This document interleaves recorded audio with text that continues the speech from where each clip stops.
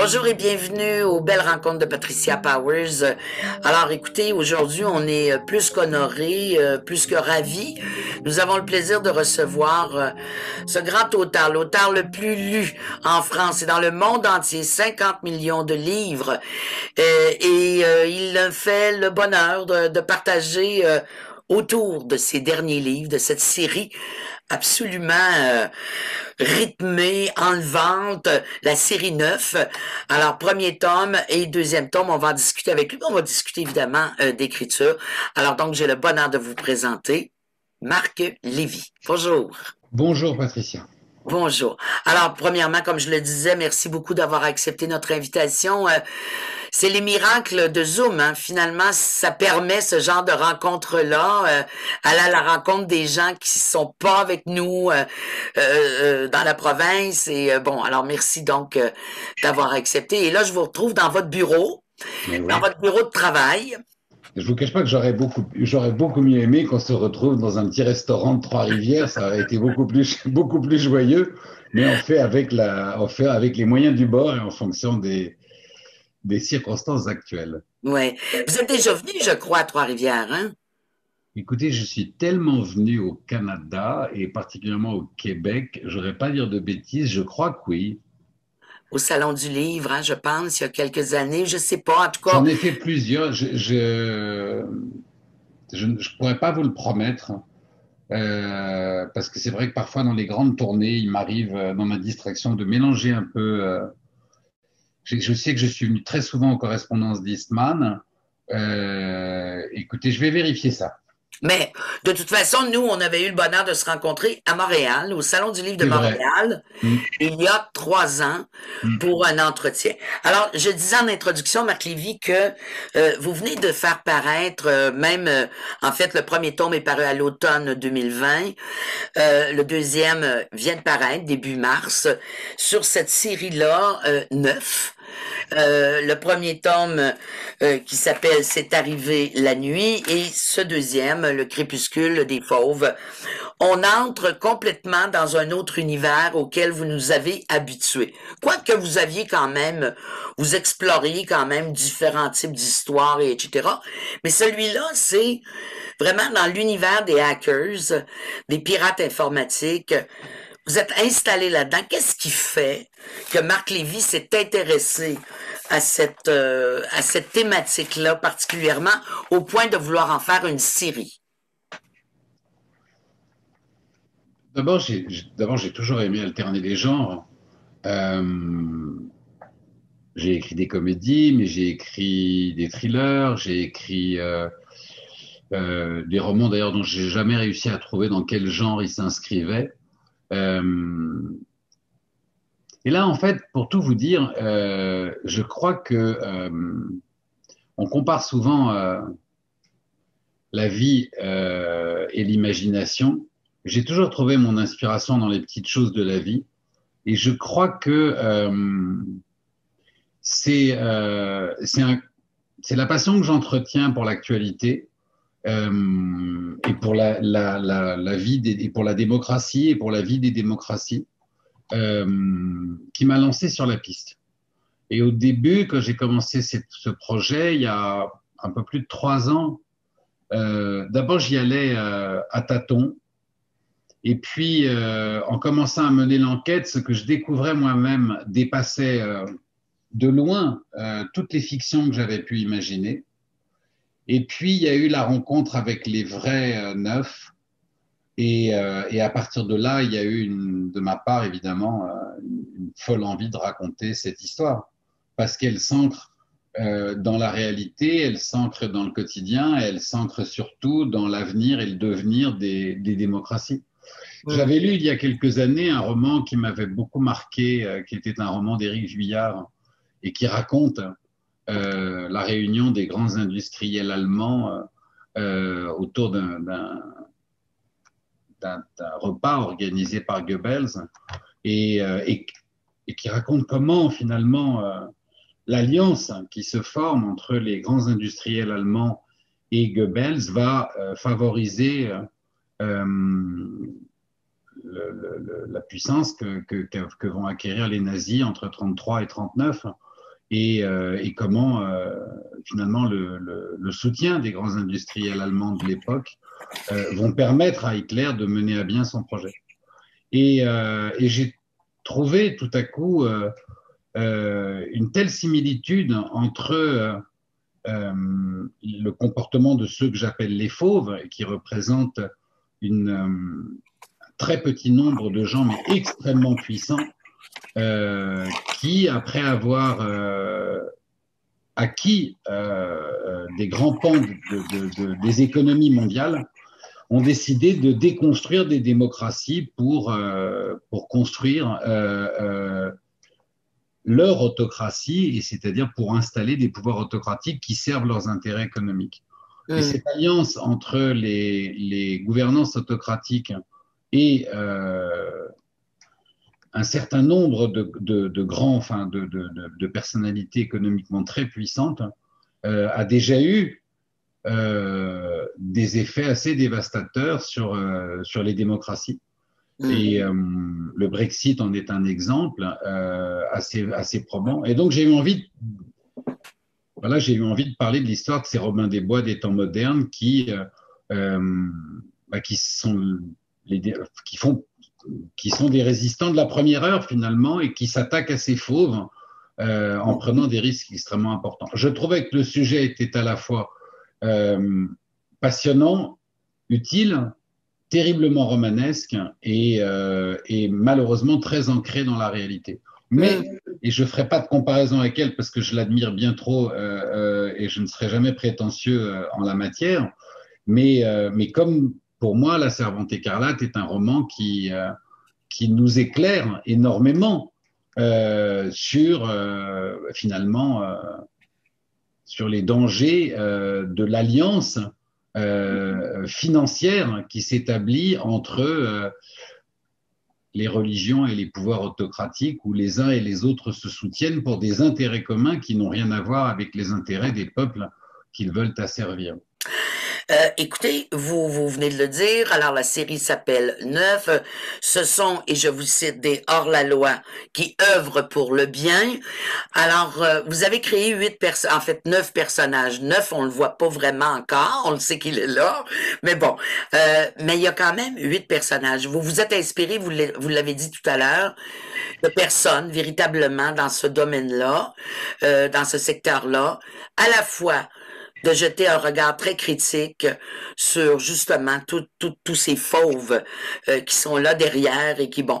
Et vous avez dit, bon, ben alors, allons-y avec ces Robin des Bois des temps modernes, Robin des Bois des ordinateurs, et construisons autour de ça. J'imagine, Marc Lévy, que ça a demandé, outre la rencontre avec ces 8 personnes-là, beaucoup de recherche. J'imagine, hein? Non, ça vous imaginez bien. Non, c'est 3 ans de recherche. Et en fait, quand j'ai terminé l'écriture et que j'ai rangé ma documentation, elle faisait 1,20 m de haut. Et donc oui, c'est 3 ans de recherche et d'investigation, de voyages sur le terrain, de rencontres, d'interviews, mais en même temps, c'est aussi ce qu'il y a de vraiment passionnant dans ce métier. Et puis après, pendant la période d'écriture, il y avait cet exutoire, alors que nous étions confinés, de voyager avec mes personnages. Et je dois dire que pendant que j'étais dans mon bureau enfermé, aller de Oslo à Rome, de Rome à Milan, de Milan à Londres, et en passant par Istanbul, c'était des voyages qui, par les temps actuels, prenaient une saveur d'autant plus goûteuse pour moi. Mais oui, la recherche a été très importante et très fournie. Et finalement, tous les crimes que déjouent ou que révèlent les 9 dans le roman sont entièrement tirés de la réalité et très documentés. C'est-à-dire que si un des fauves que je dénonce voulait m'attaquer pour diffamation, j'ai toute la documentation pour prouver que je ne l'ai pas diffamé. Oui. Je pense à Baron, entre autres.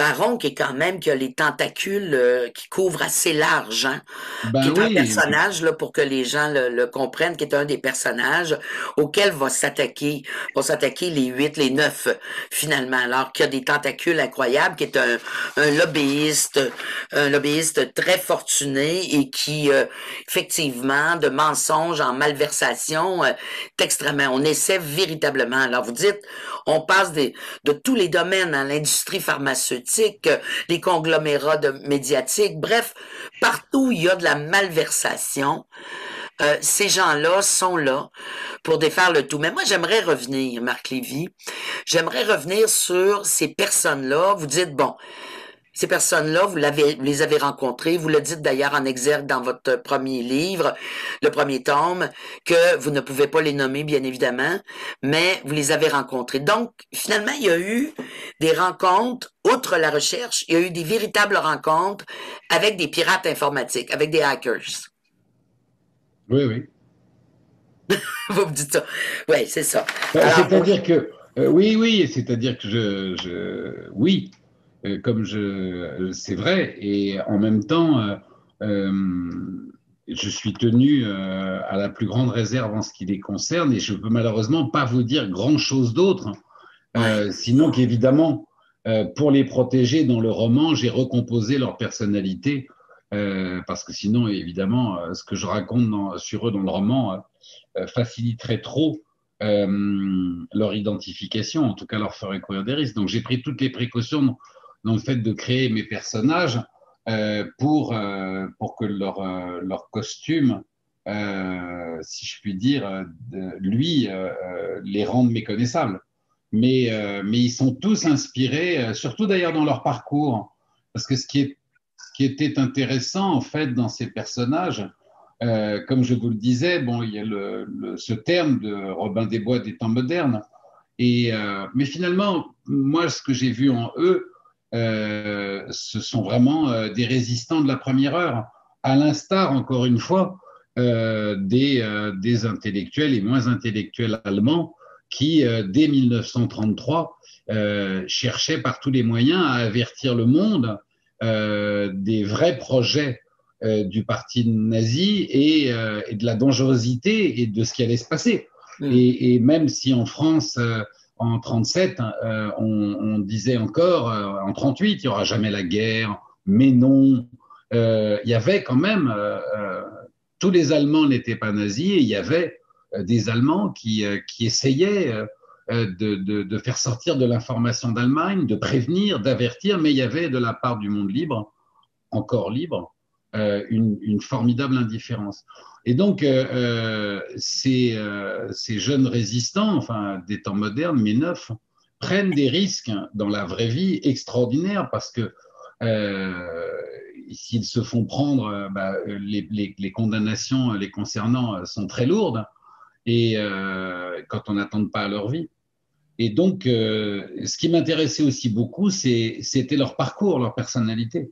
Qu'est-ce qui fait que, à un moment donné, on va prendre la décision de sacrifier une partie de sa vie pour essayer de protéger les démocraties? Il y a une conscience humaine que je trouve absolument, il y a une prise de conscience que je trouve absolument passionnante.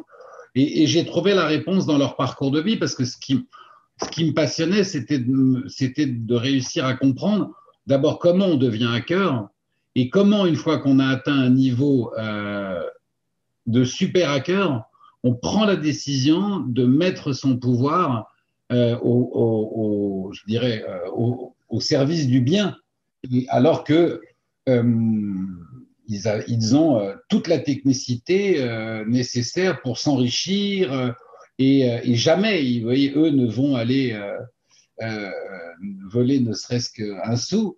Et bon, à part Vital, qui est un peu. Ouais, Vital est un petit peu plus.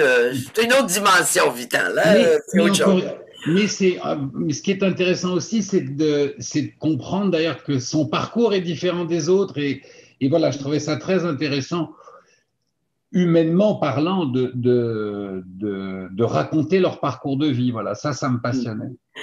Moi, ce que je trouve aussi intéressant, là, on va parler des personnages, bien sûr, mais ce que je trouve intéressant, vous venez de le dire, alors ces gens-là se sont mis au service du bien. Vos personnages se mettent au service du bien, dénoncer des choses. Il y a quelque chose de superbement inquiétant aussi dans ces romans-là, parce que ça lève le voile justement sur toutes sortes de subterfuges, toutes sortes d'histoires cachées, je le disais tout à l'heure, des malversations, c'est incroyable, des scandales, bref, c'est inquiétant. C'est très inquiétant. Vous nous amenez à avoir peut-être une oreille ou un œil plus attentif à ce qui se passe autour de nous. C'est parce que vous disiez tout à l'heure, c'est un projet, bon, c'est très humain, ils ont une conscience très humaine, mais ils ont une conscience sociale aussi extrêmement développée, là. Mais vous savez, en tout domaine, ce qui permet la perpétuation d'un crime, c'est l'indifférence qui l'entoure. Hmm. L'exemple l'exemple du procès de Floyd aux États-Unis Hmm. en est la parfaite démonstration. C'est-à-dire que je dirais, les meurtres Hmm. commis par des policiers américains à l'encontre des Noirs, les abus de force, depuis 40 ans, depuis 50 ans, depuis 60 ans, n'ont jamais cessé. Et s'ils se sont reproduits, c'est parce qu'à chaque fois, dans l'indifférence générale, les policiers n'étaient jamais condamnés. Ils n'étaient même parfois même jamais poursuivis. Hmm. Et il a fallu finalement quoi? Il a fallu que le public ait les moyens de filmer pendant 9 minutes l'assassinat en direct, la mise à mort en direct, pour que tout à coup les images, parce qu'elles sont révoltantes, Hmm. brisent cette indifférence générale et provoquent une émotion collective. À Hmm. partir du moment où ça a provoqué une émotion collective, le regard de la société a changé et donc tout s'est mis à changer. Mais juste tant que nous étions dans l'indifférence, eh bien, le modèle du crime se perpétuait et continuait. Je Hmm. voyais le dessin d'un manifestant qui avait un panneau et qui était formidable, sur lequel il était écrit en réalité, dans le monde dans lequel nous vivons, des policiers surentraînés ont le droit de prendre peur, de perdre le contrôle et de tirer à bout portant sur un citoyen, mais des citoyens avec un revolver sur la tempe, eux, ont l'obligation de garder leur calme. Et c'est vrai que cette contradiction, elle est dans son expression littéraire assez magistrale, mais son absurdité est restée dans l'indifférence pendant des décennies. Bien. Jusqu'au moment où. Et donc, finalement, c'est exactement cela ce que font les neufs. Si vous prenez un des premiers, je dirais, un des premiers combats qu'ils vont mener dans le tome 1, qui est de s'attaquer aux dirigeants de l'industrie pharmaceutique qui sont les responsables du scandale de l'insuline. Bon. Le scandale de l'insuline, il a fait des dizaines de milliers de morts aux États-Unis. Il n'a pas fait des dizaines de milliers de morts, on va dire, par négligence, par, vous voyez, excès de suffisance dans le travail. La cause de ces dizaines de milliers de morts, elle est directement liée à l'enrichissement crapuleux des grands actionnaires et dirigeants de grands laboratoires pharmaceutiques, qui donc, pour mettre les choses dans leur contexte, l'insuline a été cédée par ses inventeurs pour $1 symbolique afin que toutes les personnes ayant un besoin vital de l'insuline puissent se la procurer, mais les grands laboratoires pharmaceutiques, par un jeu de manipulation crapuleuse et criminelle, ont réussi à faire augmenter le prix de l'insuline de 1000% au cours des 10 dernières années. Cela a eu pour conséquence, dans des pays où il n'y a pas de sécurité sociale, comme aux États-Unis, de faire que des milliers de personnes se sont trouvées incapables financièrement d'acheter leur insuline. Et pour certains d'entre eux, obligés de la diluer. Plusieurs dizaines de milliers de morts. d'insulinodépendants. Bien. Ouais. Eh bien, les responsables de l'industrie pharmaceutique qui se sont grassement enrichis n'ont jamais été condamnés à de la prison. Mm. Et donc, alors, certains laboratoires ont été condamnés à des peines financières dont ils n'ont strictement rien à faire parce que le montant des condamnations au regard des profits qu'ils font fait que le crime est tout bénef. Et c'est cette impunité des grands criminels en col blanc, elle est la conséquence finalement de notre indifférence. Ouais. Le jour où la criminalité, à chaque fois que la criminalité en col blanc, une fois prise la main dans le sac, provoque un émoi voyez, général, eh bien, à ce moment-là, les pouvoirs et la justice sont contraints de prendre des vraies mesures à l'encontre des criminels en col blanc, qui, étant extrêmement puissants, eux, usent de tout leur contre-pouvoir sur les gouvernements et sur la justice pour vivre dans l'impunité la plus totale. Mais à quelque part, c'est incroyable avec ce roman-là, à travers vos 9 personnages, le panier de crabes que vous ouvrez. C'est ça que vous ouvrez. Vous ouvrez un panier de crabes, ça nous force à porter attention. On s'attache évidemment à vos personnages parce que oui, ils ont un passé, un présent, un avenir, et qu'est-ce qu'ils font là, puis bon, etc. Mais je me disais, est-ce que c'est pas satisfaisant pour vous comme auteur d'un peu de régler le compte à ces gens-là, à ces malfrats-là? Est-ce qu'il n'y a pas une certaine satisfaction à dire, bon ben voilà, je suis en train, à travers mes personnages, à travers cette histoire-là, de punir ces gens-là? Hein? Est-ce que justement la littérature, le texte ne permet pas justement ça? Alors Patricia, j'aimerais beaucoup que ça soit le cas. Mais vous me donnez un pouvoir que je n'ai pas. Non, mais je veux pas dire, Marc, je veux pas dire que vous allez véritablement sanctionner leur sort et que vous allez mettre fin à leur brillante malversation. Mais je me dis, le truchement de la littérature, le fait d'écrire cette histoire-là, est-ce que justement ça donne pas un sentiment, même si ça règle pas fondamentalement quelque chose? Je crois que c'est simplement de participer à mon humble mesure, à une forme d'action. Si vous voulez, ceux qui ont été témoins de la mise à mort de Floyd ont eu peur d'intervenir, appelons un chat, c'est-à-dire que bon, certains ont voulu, mais ils ont eu plus peur de la police sur place qui les tenait, voyez, enfin, qui les empêchait d'intervenir. Et je dirais que si la population présente, au lieu de filmer, était intervenue physiquement, Floyd serait probablement encore vivant. Bon. Alors, je ne porte aucun jugement en disant ça, je n'étais pas sur place et je ne sais pas ce que j'aurais fait moi-même en de telles circonstances. Mais ils ont eu le courage de filmer. Bien. Et parce que des journaux et des télévisions ont eu le courage de montrer ces images, il y a eu une émotion générale.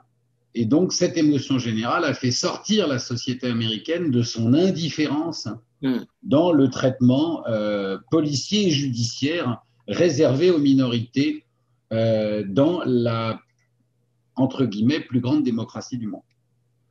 Finalement, c'est une chaîne de bonne volonté qui ont fait bouger les choses. Le problème de la criminalité en col blanc, c'est l'impunité dont elle dispose. Ça n'est pas nouveau, mais nous vivons de plus en plus dans un monde où la justice, plutôt les condamnations en justice, ne sont réservées qu'au commun des mortels. Et les plus puissants vivent dans un monde parallèle, en dehors des lois, et sans jamais prendre le risque d'être dépendant de la loi. Je vous dirais que pour moi, le plus grand exemple, c'est Facebook, qui est une entreprise dont les dirigeants et décideurs ont installé comment vous dire, une forme de gouvernance mondiale non élue, qui n'a aucune légitimité et qui en plus vit totalement en dehors des lois. Ben oui. Facebook s'est mis dans une situation où les lois qui s'appliquent au monde ne s'appliquent pas à Facebook. Jusqu'au jour où la chaîne des gens qui quotidiennement maintenant dénoncent leur criminalité réussiront à provoquer une émotion suffisante pour que ces personnes-là soient rendues responsables. Donc, dans mon travail, si vous voulez, d'abord, malheureusement, je n'ouvre pas le panier de crabes parce que voilà déjà quelques années que les crabes se promènent en liberté. Se promènent, oui, c'est ça. Mais en participant au travail de ce collège de gens qui dénoncent leurs crimes, il y a quelque chose de satisfaisant, c'est que je me dis, bah tiens, au moins ça sert à quelque chose. C'est-à-dire que voilà, je partage avec mais d'autres. j'aime bien. Voilà, et je pense que c'est. Mais j'aime bien, Marc, que vous disiez ça. C'est que, d'une certaine façon, oui, bien sûr, on sait bien que le panier de crabe était probablement ouvert, mais là, il est vraiment, vraiment ouvert. Et peut-être que ça va secouer cette indifférence aussi dont vous parliez il y a quelques instants. Est-ce que, justement, parce qu'un roman fait bouger les choses, peut transformer une façon de percevoir la société. C'est un roman assez social, ce roman-là, cette série-là, Marc. C'est un roman, justement, qui pose un regard sur la société à travers des points précis. Il y a une critique de l'ancien gouvernement, de Trump, il y a une critique de la Russie, il y a tout ça à l'intérieur de ça. Donc, c'était comme une occasion aussi pour vous, peut-être, à travers des personnages attachants, auxquels vous êtes probablement très attachés, de faire cette histoire-là, puis de dire aux gens, regardez, soyez prudents, soyez vigilants. Vous venez de le dire, ça sert à quelque chose, il faut que ça serve à quelque chose. Donc, on écrit pour que ça sert aussi, peu importe à quoi ça servira. Oui, enfin, on écrit. Moi, j'écris d'abord pour partager une émotion. Donc, à partir du moment où quelque chose me touche, que ça soit dans la révolte, dans la joie, dans l'excitation, dans le bonheur ou dans la tristesse, c'est ce qui vient nourrir l'écriture et c'est ce qui donne envie d'écrire. Et puis ensuite, partager une émotion, partager une information. Et vous voyez, moi, j'aurais jamais. Je doute beaucoup trop de moi pour pouvoir avoir cru une seule seconde que je détenais une réponse. Mais si j'arrive déjà à partager des questions, c'est déjà beaucoup. Je trouve que partager une question à plusieurs, c'est déjà faire avancer le monde. Vous voyez, aujourd'hui à la télévision, il y a beaucoup de gens qui sont invités sur les plateaux de télévision. Je ne sais pas comment c'est au Québec, mais en France, je vois ça tout le temps. Et aux États-Unis aussi, surtout sur les chaînes d'information en continu. Alors, on invite des gens qui sont devenus spécialistes de leur sujet dans le parking de la chaîne de télévision. Et on leur pose des tas de questions sur tout, sur la pandémie, sur est-ce qu'on aurait dû faire ça, est-ce qu'on aurait dû faire ci. Et ces gens, vous voyez, n'arrêtent pas de donner des réponses. Et je me suis dit, c'est marrant, je n'ai jamais entendu un des invités dire « je ne sais pas ». Et je trouve que je suis désolé, je trouve que je ne sais pas, ouais. L'humilité de je ne sais pas, Ouais. c'est aussi ce qui apporte sa crédibilité et sa sincérité à l'envie de poser des questions. C'est-à-dire que, vous voyez, aujourd'hui, dans la notion de débat, la médiagénie du débat, elle est faite par l'invective. C'est-à-dire que si vous regardez les plateaux des... Alors, encore une fois, je ne sais pas comment c'est au Québec, hein, mais je vois ça sur les plateaux de télé américains et sur les plateaux de télé français. On pose une question, tout le monde, vous voyez, a un point de vue, personne n'essaye d'écouter le point de vue de l'autre, mais immédiatement de le contredire, et puis tout le monde parle en même temps, et on a fait 1 heure de spectacle et il ne s'est rien passé.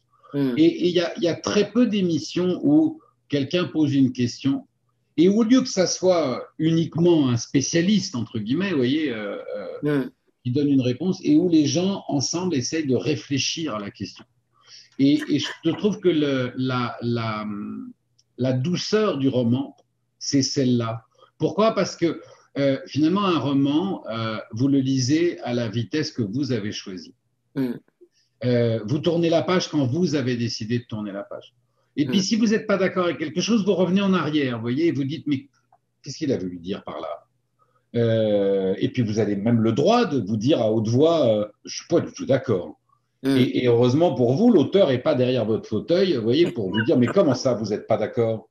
Et Ah, puis, c'est ça. vous allez lire, et puis 20 pages plus tard, vous allez dire, ah, c'est ça qu'il voulait dire, ah, bah, je comprends mieux maintenant. Ah, c'est ça. Vous voyez, et c'est comment vous dire, en fait, c'est une conversation que chaque lecteur mène à son propre rythme et, comment vous dire, dont chaque lecteur est libre entièrement de son ressenti. Moi, vous voyez, il y a une chose que j'ai toujours adorée. Vous allez penser que c'est du masochisme, mais quand je vais dans les salons du livre et qu'il y a des gens qui viennent pour signer les livres, bon, il y a des conversations qui se nouent, vous voyez, dans la queue. Et Mm. j'entends souvent, vous voyez, tel lecteur, alors il a un livre en main, il dit, ah, celui-là, c'est mon préféré. Et puis la lectrice derrière dit, oh, ben moi, celui-là, je ne l'ai pas beaucoup aimé, vous voyez. J'ai préféré celui-là. Et moi, Mm. comment vous dire, j'adore ça parce que c'est aussi ça, vous voyez, comment vous dire, l'authenticité dans l'écriture. On a le droit de ne pas être d'accord, mais c'est tellement doux de partager une question et de se dire, peut-être que, Ouais. Peut-être que ça va faire son chemin. Mais vous avez dit quelque chose d'être très intéressant parce que ce dont vous venez de me parler, c'est beaucoup aussi la psychologie d'une certaine façon du lecteur, ou en tout cas du moins la réception autour du lecteur. Mais vous avez parlé du doute, Marc Lévy. Vous avez dit, moi, je doute beaucoup trop de moi pour penser que j'affirme des choses. Alors, vous avez parlé du questionnement, tout ça, qui, à votre avis, quelque chose de fondamentalement intéressant. Alors, quel est le doute de Marc Lévy dans son écriture? Qu'est-ce que c'est pour vous le doute? Ça vous empêche pas d'écrire, ça c'est sûr. Après tous ces livres publiés, le doute était là, mais bon. Alors, mais c'est quoi le doute concrètement dans votre vie à vous d'écriture? mais le doute, il est, comment vous dire, il est omniprésent dans chaque journée de travail. D'abord, il y a le grand doute, hein, qui est de se dire, mais est-ce que cette histoire est intéressante? Est-ce qu'elle sert à quelque chose? Qu'est-ce que je raconte? Est-ce que ça va plaire? Est-ce que je suis en train... bon, donc il y a une espèce de doute, vous voyez, sur le sens de son travail. Et si vous saviez le nombre de fois où quand j'ai terminé mon manuscrit, la veille du jour où on doit appuyer sur le bouton chez l'imprimeur, j'appelle mon éditeur en disant non, c'est pas bon, imprimez pas. Ah, imprimez pas, c'est pas bon. Et c'est mon éditeur qui me dit t'inquiète pas, ça ira mieux demain et qui raccroche. Mais donc le doute, il est là tous les jours. Et puis après, il y a le doute dans chaque journée de travail. Est-ce que cette phrase est bien écrite? Est-ce qu'elle n'est pas bien? Est-ce que c'est clair? Est-ce que c'est pas clair? Est-ce qu'elle aurait vraiment dû dire ça? Si vous saviez le nombre de nuits où, vers 2 heures ou 3 heures du matin, quand j'ai terminé, j'arrive en bas de la page et puis je me dis, tiens, c'est pas mal ça quand même, hein. Et puis le lendemain matin, je reprends ma page et je me dis, oh là là, c'est pas bon du tout. Et je la mets à la poubelle. Donc, Il le y a comme doute, quelque chose qui est jamais terminé finalement. C'est comme votre travail est comme jamais terminé. Vous pouvez réécrire la nuit, le matin vous vous relevez, puis là tout d'un coup c'est plus ça du tout. Et comment on arrive, parce que j'aime bien l'histoire du doute, mais comment on arrive à un moment donné à dire c'est correct, bon, on n'y je te arrive laisse jamais. aller, c'est correct, on n'en parle plus, Ben, je passe à autre chose. on n'y arrive jamais. C'est-à-dire que, en fait, c'est le regard des autres, hein. C'est-à-dire que, heureusement, j'ai une éditrice qui m'accompagne depuis 20 ans. Et c'est surtout elle qui me rassure, vous voyez, et qui me, voilà, et qui dit, bah, non, non, mais vas-y, t'inquiète pas, fais-moi confiance. Je t'assure. Elle me dit, d'ailleurs, c'est une phrase qu'elle me dit souvent à la fin. Elle me dit, toi, tu vois plus, mais crois-moi, je vois. Et je lui dis, ah bon, mais t'es sûr? Elle me dit, oui, oui, je suis sûr. T'inquiète pas. Et non, non, bien sûr.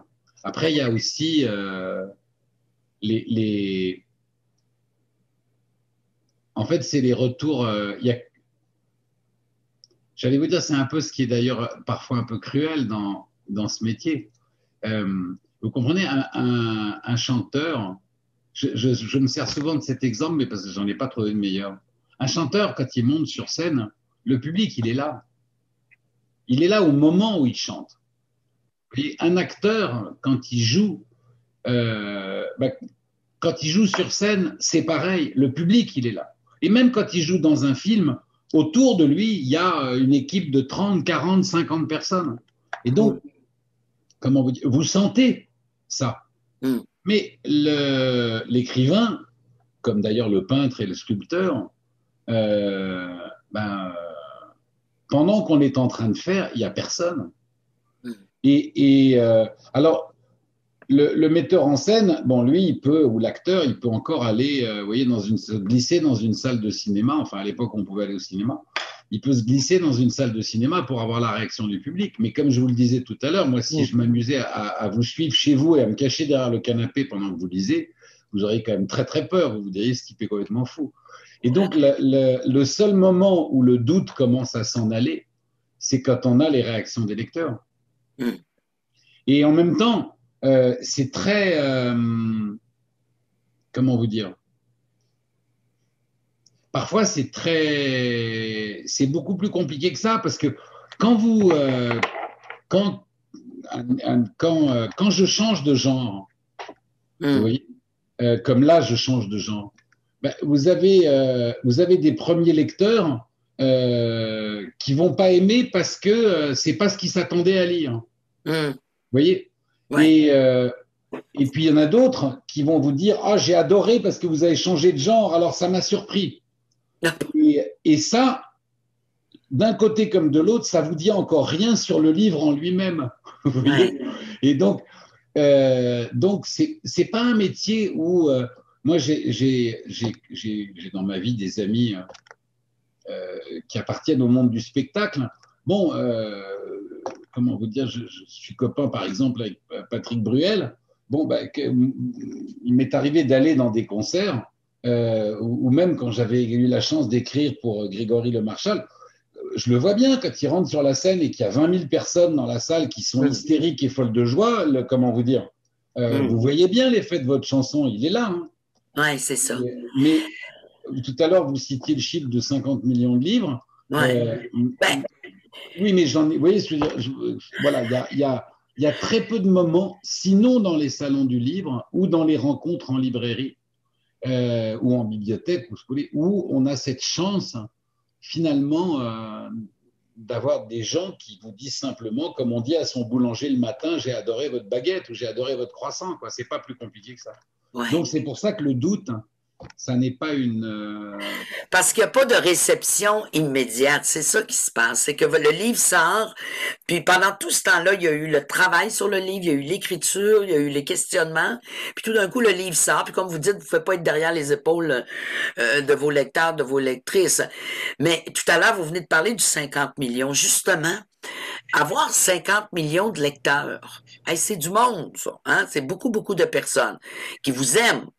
Est-ce qu'il n'y a pas justement le fait d'avoir tant de lecteurs, lectrices, une forme de certitude qui peut s'installer ou le revers de la certitude? Oh, s'il fallait que je manque mon coup, eh bien là, là, je ne serais plus accepté. Alors, est-ce qu'il n'y a pas un effet un peu… Pervers, c'est un gros mot. Mais est-ce qu'il n'y a pas un effet, justement, qui peut être un peu dangereux quand on se sait? Non, et je vous dirais que ça, en revanche, alors autant tout à l'heure, d'ailleurs, je me plaignais pas, hein, j'ai essayé de justifier le fait que le doute n'était pas, comment vous dire, quelque chose de fabriqué, que je voulais vous expliquer pourquoi il est là, ce doute. Mais au contraire, je vous dirais que l'effet très positif que les écrivains, encore une fois, les peintres ou les sculpteurs peuvent ressentir par rapport à l'acteur ou par rapport à celui qui se produit sur scène, c'est que on n'a pas. Moi, j'ai jamais conscience de ça, parce que le travail, il est tellement dans la solitude que vous ayez 50 lecteurs ou 50 millions de lecteurs, quand vous écrivez, vous êtes seul face à votre copie. Et le dialogue, il est avec vos personnages. Et ceux qui vous tiennent par la main et avec qui vous faites avancer l'histoire, ce sont les personnages. Et comme justement, la réaction du lecteur viendra beaucoup plus tard, quand d'ailleurs tout sera trop tard. Parce que, encore une fois, si je prends Oui, parce que le l'exemple, travail est terminé, là, à ce moment-là. il est imprimé. Hum, Donc, hum. voilà, c'est fini. Mais comment Et, vous vivez, Marc, comment vous vivez justement, il nous reste quelques minutes, mais comment vous vivez la critique? Bon, là, c'est sûr que vous avez un lectorat qui vous aime beaucoup, qui vous suit, vous avez un public fidèle. Il y a les critiques, il y a les autres. Parfois, elles sont très bonnes. Parfois, on remet en question des choses. Comment vous vivez cette critique-là pour dans toute cette perspective du doute, justement? Comment vous vivez ça, une mauvaise critique ou une critique un peu plus tiède? mais en fait, d'abord, la première chose qu'il faut prendre en compte dans la critique, c'est la chance qu'on a d'avoir été critiqué. Ah, c'est bon ça. Hey, je vais Parce prendre que, ça. C'est bon. non, Oui. mais c'est vrai. Hum, Il faut se rendre compte de la chance qu'on a d'être critiqué. Il hum, y a des milliers de gens qui écrivent et qui aimeraient tellement qu'un critique s'intéresse à leur travail et prenne le temps de les lire et prenne le temps de les critiquer, bien ou mal. Donc, de toute façon, déjà, quelqu'un qui vous critique, c'est quelqu'un qui a pris de son temps. Moi, il y en a un, ça, je vous dis ça, ça me fait marrer, mais il y a un critique belge qui travaille pour un quotidien belge et chaque année, il fait une page odieuse sur moi. Et il habite à Madagascar, je crois. Et je vous précise ce détail parce que ça rajoute à l'histoire. Mais il fait vraiment une page, mais très, très méchante, chaque année. Et alors, la première fois, je me suis dit, mais qu'est-ce qu'il est méchant quand même. Et puis après, la deuxième et la troisième année, je me suis dit, c'est quand même extraordinaire parce que cet homme, à l'époque, il y avait pas, on n'envoyait pas les livres en digital. Je me disais, cet homme, il se fait expédier mon livre depuis Bruxelles. Il a passé au moins 4 ou 5 heures à le lire et il a dû passer 8 ou 9 heures à écrire son papier. Ça veut dire que, vous vous rendez compte, en tout, 25 heures à s'intéresser à mon travail, même pour en dire du mal, à s'intéresser à mon travail. Et je hum. me disais, mais moi, finalement, je ne lui ai jamais rendu l'appareil. Vous voyez, j'ai jamais passé 25 heures à lire les articles de ce monsieur. Et donc, je me suis dit, mais finalement, c'est quand même, et je dis ça du tout sans aucune ironie, je me dis, mais c'est très généreux de sa part. Et donc, voilà, la première chose par rapport à la critique, c'est une chance formidable dans une carrière, quelle qu'elle soit, que des gens prennent de leur temps et choisissent de vous critiquer. Ça, c'est une chose. Alors évidemment, quand la critique est très bonne, ça vous fait très plaisir. Hum. Quand la critique est moins bonne, ce qu'il faut, c'est, je trouve, hein, moi, j'écoute avec beaucoup d'attention parce que quand on écoute humblement, on apprend. On en revient Oui, à ce qu'on se disait tout à l'heure sur le oui. partage de la question. Et Hum, donc, alors quand c'est une critique, bon, là par exemple, le critique dont je vous parle, cette critique-là, moi, elle me fait marrer. Chaque année, on la lit avec mon attaché de presse belge et on se marre en disant, tiens, qu'est-ce qu'il a trouvé cette année? En fait, la critique, elle est tellement méchante que lui, bon, je sais que depuis 20 ans, il me déteste, et puis chaque année, il se venge justement. Mais en même temps, je vous dis une fois, je trouve ça super touchant. Donc, quand la critique est purement méchanceté, elle n'a pas de fond, on s'en fiche. Mais quand une critique, elle est constructive, euh, même mauvaise, elle vous apporte beaucoup en bien. Moi, je vais vous donner un autre exemple. Il y a une quinzaine d'années de ça, il y avait un auteur qui avait fait un livre de pastiches. Vous voyez ce que c'est, hein, les pastiches, mhm, c'est mhm. bon. Et alors, il avait fait tout un chapitre sur moi et il se moquait de moi. Mais vous ne pouvez pas savoir ce que j'ai appris de mes défauts en le lisant. Ah oui. Mais oui, parce que Donc, alors, vous avez cette capacité-là à recevoir. mais c'était vraiment intéressant. D'ailleurs, je lui ai écrit pour le remercier. Et il a d'ailleurs bien vu dans ce que je lui écrivais que j'étais très sincère. Je lui ai dit merci parce que parce on ne connaît ses erreurs que lorsqu'on vous les dit. Et finalement, vous avez raison dans votre pastiche. C'est vrai que j'en étais, je vous dis, à mon quatrième ou cinquième roman. C'est vrai que mes descriptions de certains détails qui n'ont pas d'importance sont beaucoup trop longues. Et grâce à vous, je ne le ferai plus. Ah Et, bon? euh, et OK. j'ai beaucoup appris entre guillemets, vous voyez, de sa critique. Et je trouve ça vraiment intéressant. Prenez l'exemple d'un chanteur. Euh, Imaginez un chanteur qui, par moment, sans s'en rendre compte, a une voix un peu nasillarde.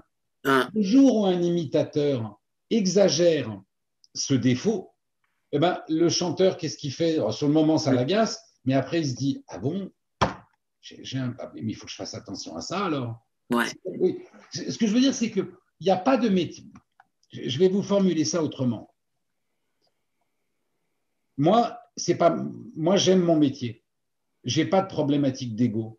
Euh, mais j'ai un vrai amour de mon métier. Mais je crois d'ailleurs, comme tous les artisans ont un amour de leur métier. Vraiment.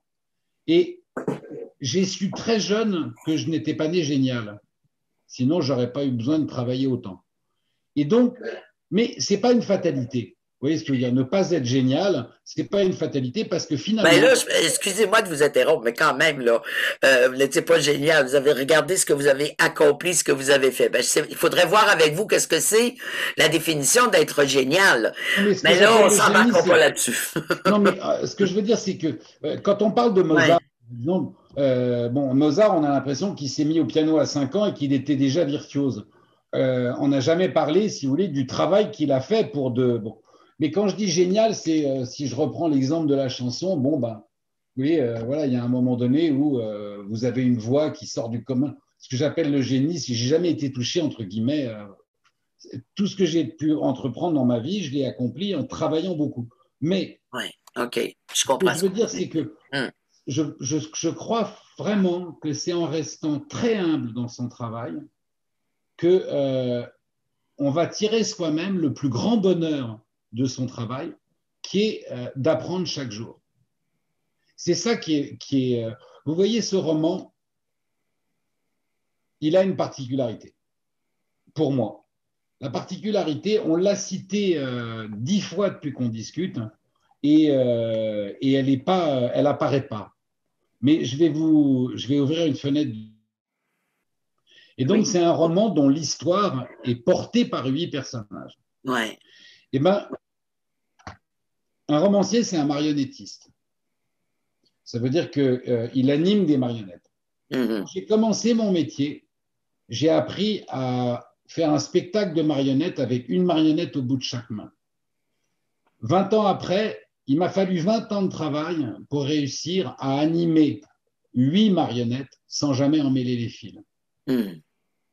Et ça, c'est quand je vous dis, si j'avais été génial, j'aurais peut-être su faire ça dès mon premier roman. Moi, il m'a fallu 20 ans de travail pour y arriver.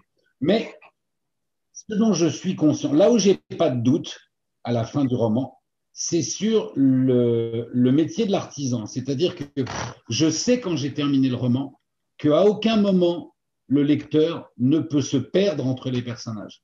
Non. Je sais que la voix de Caterina, c'est Caterina. Je sais que Cordelia, c'est Cordelia. Et je sais que si je discute avec quelqu'un qui a lu le livre, il ne se trompera pas dans les personnages. Non. Je peux vous le dire. Je vous l'assure. J'ai lu les deux. Et je me suis pas trompé une seule seconde entre les personnages. Ils ont des caractéristiques particulières. On les identifie très bien. On les voit vivre. Et comme je le disais tout à l'heure, on s'y attache aussi beaucoup. Parce Ben qu'ils ça, vivent vous quand voyez, même. voilà, voilà. Ben, Ça a oui. demandé, pour arriver à faire ça, je n'aurais pas pu écrire un roman à 8 personnages Il y a 20 ans. au début de ma vie d'écrivain. Et, et comment vous dire, le fait de rester humble par rapport à son métier et de se nourrir de cette envie d'apprendre, ben en fait, c'est ce qui fait qu'à chaque fois qu'on se remet à l'ouvrage, il y a une forme d'excitation, mais comme un alpiniste qui est en bas d'une montagne et qui se dit, mais comment je vais la monter?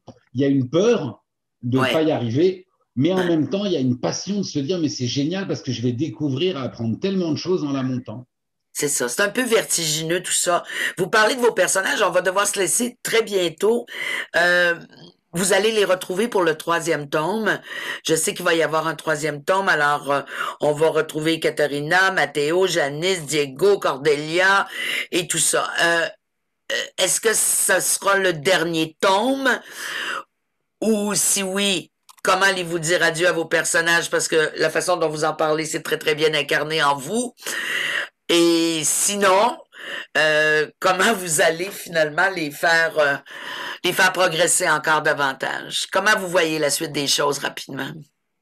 Je suis sûr que Agatha Christie n'avait aucune idée du nombre de romans qu'elle écrirait avec Hercule Poirot. Non. Euh, Et je pense que Simenon n'avait aucune idée du nombre de Maigret qu'il écrirait. Je suis en train d'écrire le tome 3. Il y aura d'autres livres des 9, Ah oui? mais pas forcément celui d'après le tome 3. Vous voyez, peut-être qu'après le tome 3, j'aurais envie de publier un livre sur autre chose. Et peut-être que le prochain livre des 9 après le tome 3 arrivera dans 2 ans, 3 ans, 4 ans, 5 ans, j'en sais rien. En fait, là, vous voyez, on parlait tout à l'heure de la force du je ne sais pas. Eh bien, je suis obligé de vous dire, je ne sais Je pas. ne sais pas. Voilà. Alors, écoutez, Marc Lévy, en terminant vite, plaisir de l'écriture et difficulté, rapidement. Qu'est-ce qui est un plaisir pour vous quand vous écrivez? En fait, d'avoir fait de mon métier ce qui était un reproche quand j'étais à l'école, c'est-à-dire que maintenant, mon travail, c'est de rêver. Et ça, c'est merveilleux. C'est-à-dire d'imaginer, de rendre réel des mondes imaginaires, de donner vie sur le papier à des personnages qui n'existent pas, au point de les aimer comme des gens qui rentrent dans votre vie. Et c'est cette formidable liberté comme dans l'enfance, de se créer un monde à soi. Je regarde tous les soirs émerveillé ma fille de 5 ans qui, avec ses petites poupées et ses jouets, peut pendant 1 heure les faire parler, leur donner des intentions, des émotions, et ça s'engueule et ça rit, et elle est totalement dans son monde, et à chaque fois que je la regarde, je me dis, on fait le même métier. Voilà. Oh, c'est beau ça.